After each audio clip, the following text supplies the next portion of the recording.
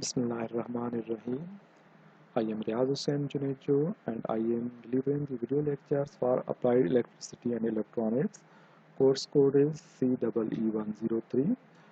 These video lectures are being presented by the Department of Electrical and Computer Engineering, Comsat University Islamabad Wagh campus for the semester of spring, in fact fall 2020. Today we are going to record lecture number 8, and topic is Kirchhoff voltage law and Kirchhoff current law, that is KCL and KVL. This is a series of video lectures, and these video lectures and slides are being prepared from the textbook of Fundamentals of Electric Circuit Analysis.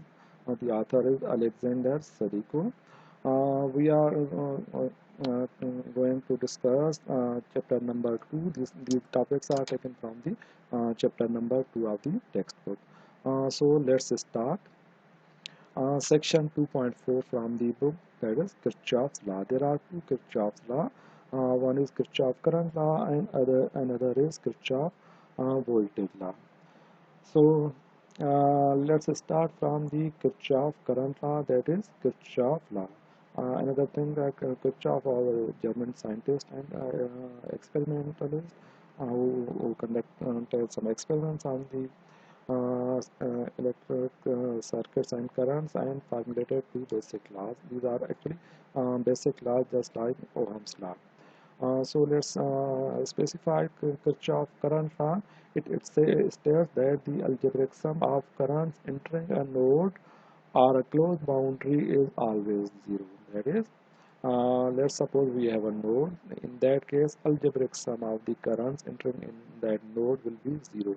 Or if we have a closed boundary, in that case, still the Kirchhoff current law is applicable. That is, algebraic sum of the currents in that closed boundary will be zero. We are referring to the algebraic current. That is, we should take the currents in along with signs as well. That is, if current is positive, we have to take that sign into consideration. If current is negative, we also have to take that point into consideration to formulate the equations for currents. So mathematically, we define that KCL says that let's suppose we have n branches connected to a node.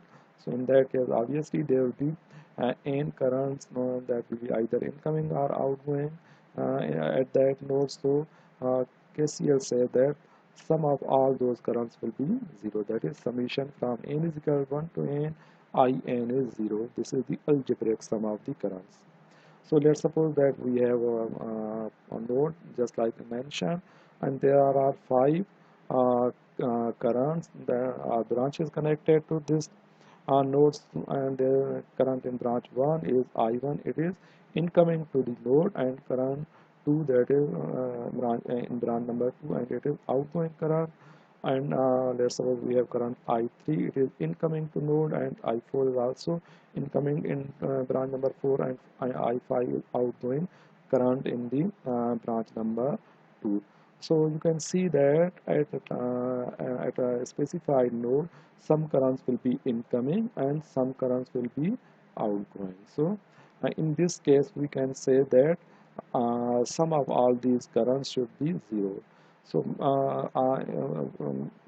where n in this equation is the number of branches connected to the node, that is in this case n is 5, and in is the nth current entering or leaving in at the node. So remember that entering current means that we must have the direction of the current. So the direction will be obviously to the node. That is, in that case, we say that current is entering to the node, or current direction of the current could be outgoing or away from the node. So in that case, we say that the current direction is away from the node. So this Kirchhoff current law, it can also be stated in another way. That is, the sum of currents entering a node is equal to the sum of the currents leaving the node. That is, if there are certain current that are entering the node, and there are certain current that are leaving the current. So in that case, sum of the entering currents will be equal to the sum of the currents leaving. So if we apply this statement in this diagram, you can see that I1 is incoming and I4 and I3 are also incoming. So you can say that I1 plus I3 and plus I4, this should be equal I2. You can see that this is outgoing and this is outgoing, so I2 plus I5. So I1 plus I3 plus I4 will be equal to I5. So KCL can also be applied to a closed boundary just like this. So let's suppose we have a closed boundary. So here we can also apply KCL. In this boundary, you can see that this current is incoming to the boundary, this current is outgoing to the boundary, and this current is also outgoing, and this current is also outgoing. This is actually incoming to the boundary. So there are actually 1 2 3 4 or 5 currents incoming and outgoing to the boundary. So we can apply KCL here. So we can say that let's say amount of this current and plus this current and plus this current, it should be equal to amount of this current plus this current. So we can also apply KCL to the boundary or on node point as well. So you can see that if there are n nodes, we can obtain n equation. Actually, and they could be dependent or independent, but still we can get n equations. So Kirchhoff's law.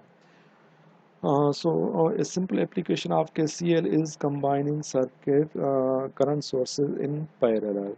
So let's suppose that we have a circuit just like this circuit. In this circuit, the current sources are in parallel. That is I1, I2, and I3. All these currents are in parallel. Again, we have already mentioned that how we can identify the elements in parallel. So you can see that these are actually in parallel because they are connected. The starting and ending point of the same. I want to start from this point. So let's say point A and ends at our ending point is B. Similarly, starting point of this current is A and ending point of I2 is also B. So these are obviously in parallel. Similarly, starting point of current I3 is A and ending point of current I3 is B. So this is also parallel to remaining two current. So in this case, we can combine these three current sources to make one current source. So in this case, you can see that let's suppose we have IT that is flowing in this direction. We can assign this direction, or this direction could be given to us. So applying KCL at this point, we can see that I1 is incoming, IT is outgoing current.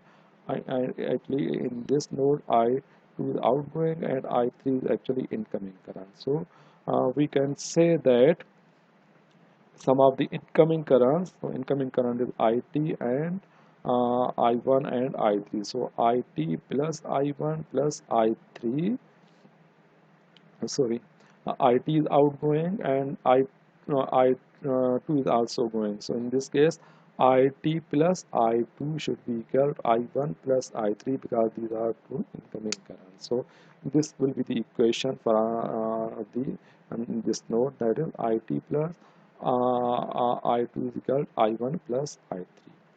So we can now replace this entire circuit or elements with single current source. We can solve this for IT. So IT will be equal to I1 plus I3 minus I2. So we can you can see that simplify this three branches, and we can replace these three current sources with single current source whose value will be I1 plus I 3 minus I2, and its direction is, because it is outgoing current from this node, so direction will be from downward to upward, or from point B to point A.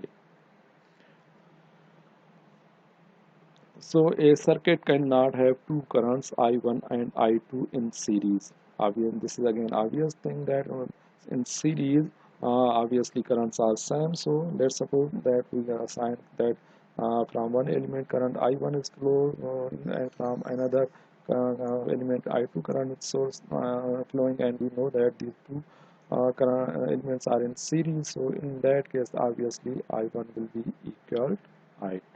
So it means that in series, if we know the current that is flowing in one element, it means that we can find the current in the remaining elements if they are in the series with the given elements. So now we'll state and discuss the Kirchhoff's voltage law in short form. This is known as KVL. So KVL states that the algebraic sum of all voltages around a closed path or loop is zero. So in this case, obviously we know that voltages change when we travel along a path. So at least we will say that algebraic sum of the voltages around a closed path is always zero. So let's suppose we have circuit. In this case, you can see that we have 1, 2, 3, 4, 5 elements. But it means that there will be 5 voltages or individual voltages. So if we want to apply the KVL, so how we can apply the KVL? Remember one thing, that for applying the KVL, we must know uh, polarities of the voltages across each element where in the loop where we want to apply the KVL. So in this case, we have the polarity for the V1, it's positive, negative. We have the polarity, we have the polarity, we have the polarity here, and we have also the polarity here. So even mathematically, we can say that sum of the applied voltages in the closed loop or path is always zero. So sum from m is equal 1 to m, Vm is equal 0, where m is equal number of voltages in the loop or number of branches connected to the loop, and Vm is the voltage across nth voltage. So KVL can also be stated in another way, just like we mentioned KCL. So there is another way to define or mention the KVL, that sum of the voltage drops is always equal to the sum of voltage rises in a closed path R loop. So again, we know that since resistance is actually drop the voltages or absorb the voltage, so in that case, sum of the drop voltages will be always equal to the sum of voltage rises.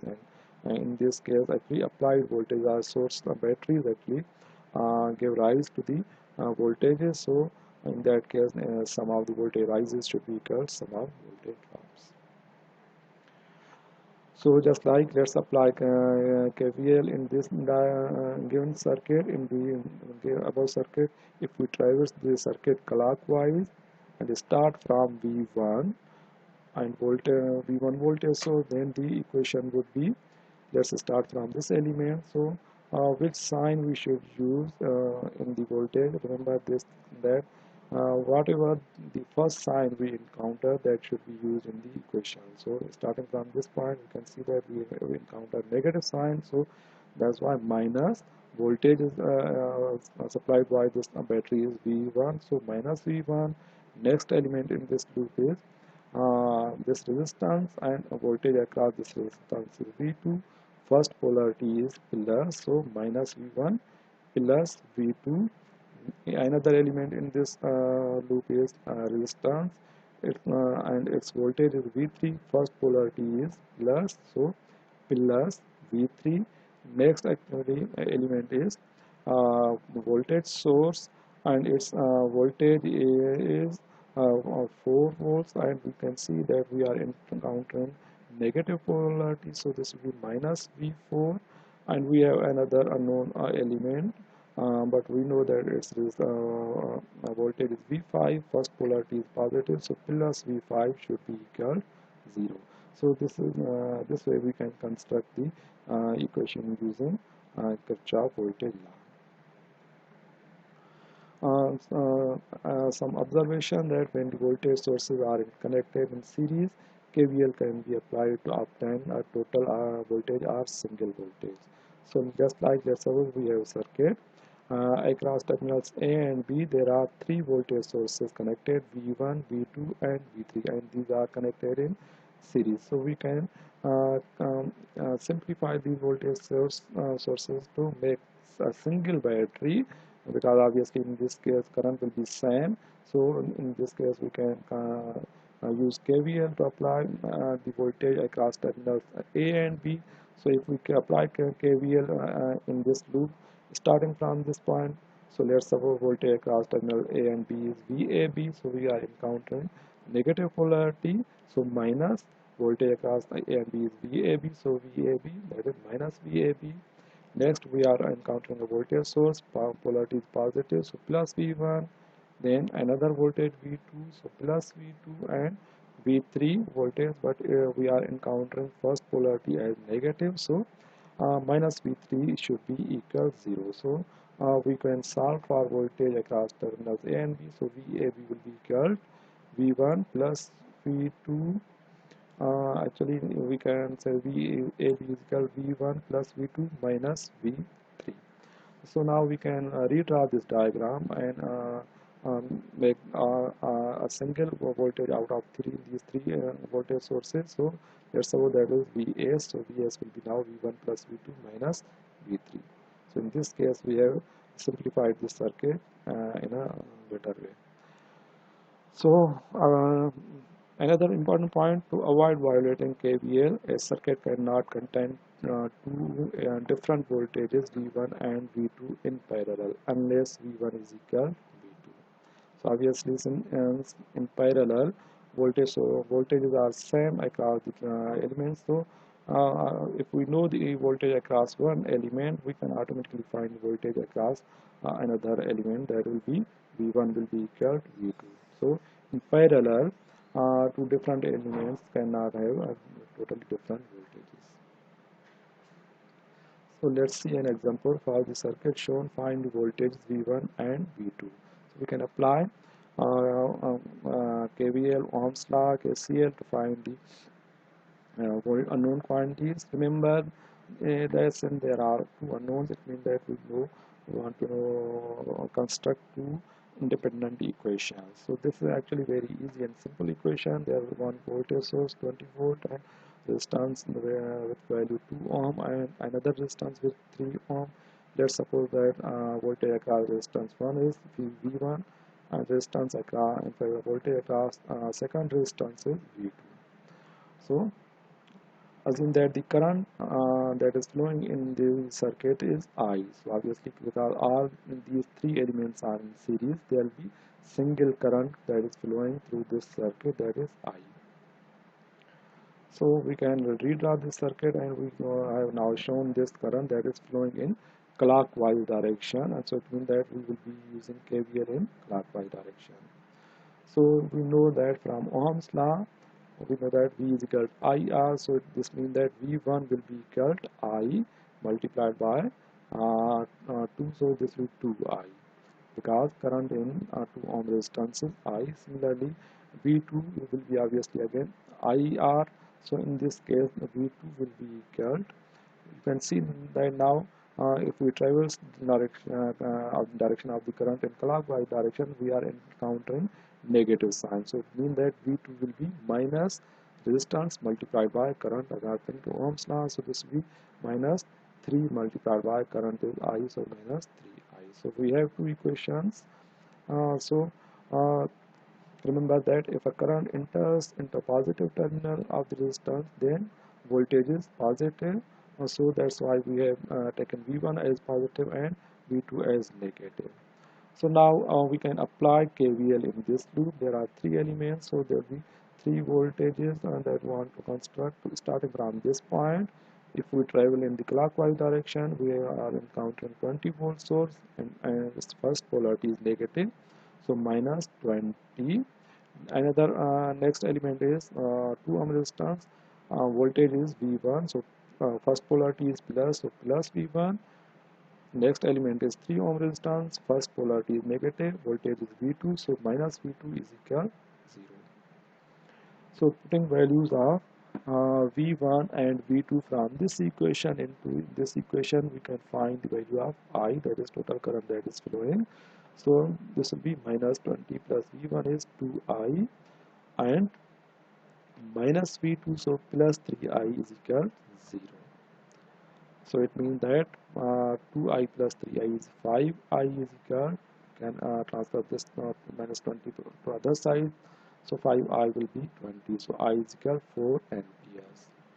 So now we have value of current, total current, so we can Find the value of V1 and V2. So obviously since V1 is equal to 2I, so it means that V1 will be equal to 2 into 4, that is 8 volt, and V2 will be equal minus 3I, so minus 3 into 4, that will be minus 12 volts. So this is simple application of Kirchhoff current law and Kirchhoff voltage law. Let's see another example. We have a circuit, and this is a single loop circuit, and we want to find V1 and V2.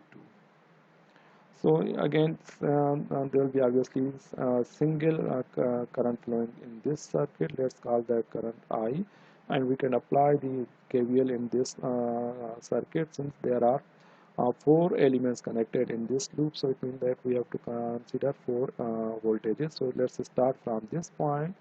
The element encounter is 32 volt, polarity is minus, so minus 32.